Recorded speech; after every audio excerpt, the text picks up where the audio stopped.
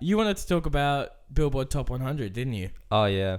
It's just something we were talking about in class not long ago. We were looking at genre, and then we somehow we have a lecturer who just is so good at getting off topic and staying off topic for like probably another 3 hours. So we have maybe a 6-hour intensive one day, and he'll get off topic, and it's just 2 hours later it's like, oh crap, we better talk about music. But yeah, we got onto the Billboard Top 100 rock songs, and we just pretty much went through that list and talked about maybe the top 20, and that there was probably 2 songs on there that we agreed were actually rock songs.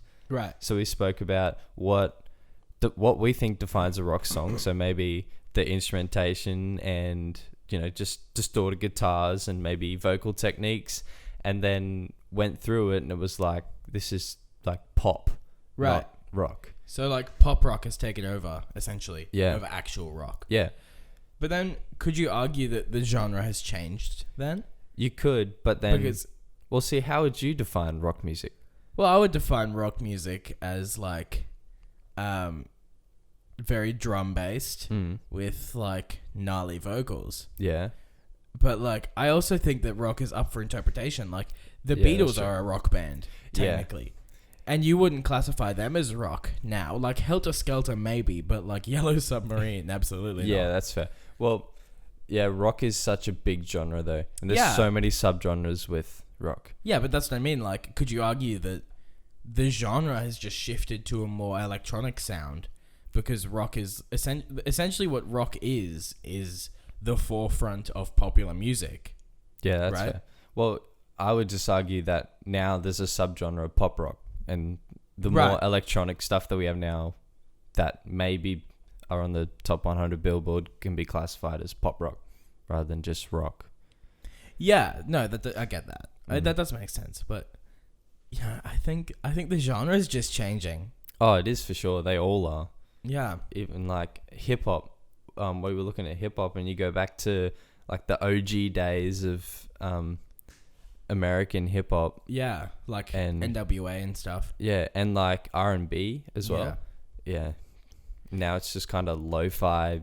Like lo-fi has made stuff. this massive resurgence in the rap scene. Because that's the rap that I listen to, is like that really lo-fi chill rap. Yeah. But like I feel like now the rap scene has kind of just really gravitated towards lyrics. Yeah, that's fair. Having good solid lyrics over like a beat that's like sick. You know? Yeah, but then you go back to like original R&B days, and it's like borderline jazz. Yeah. Because of, I guess, probably more the instruments they use, and that would have been their influence as well. Yeah. It would have been directly influenced by jazz. Like, doesn't the timeline just go jazz, R&B? No, jazz, soul, R&B, hip hop. Yeah, pretty much. Yeah, that's fair. Yeah. It's just forever changing genre. It's too hard to classify like one song to one genre now. Yeah, and I also feel like that's an important part of music these days, is that the genres are constantly shifting, which is fine. Like that's how music is. Music is ever evolving. Yeah.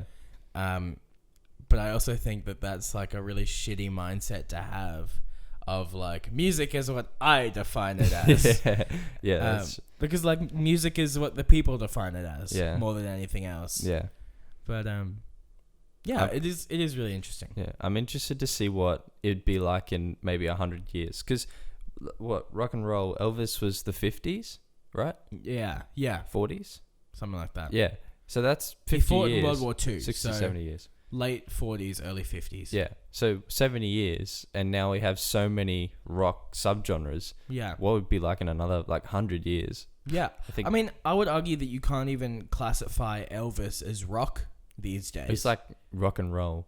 Yeah. He's more the roll than the rock. Yeah, that's okay. Yeah, I see what you're coming from. Also we could get into the whole conversation of how he stole songs. Oh, yeah.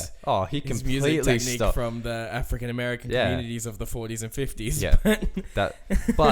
But you could argue that that was a good thing, because then brought that music into like white society and made it popular and, well, not popular, but accepted. Yeah, so, but like, you know, cultural appropriation and stuff is usually not great. I feel like two white guys talking about this is not the not the best.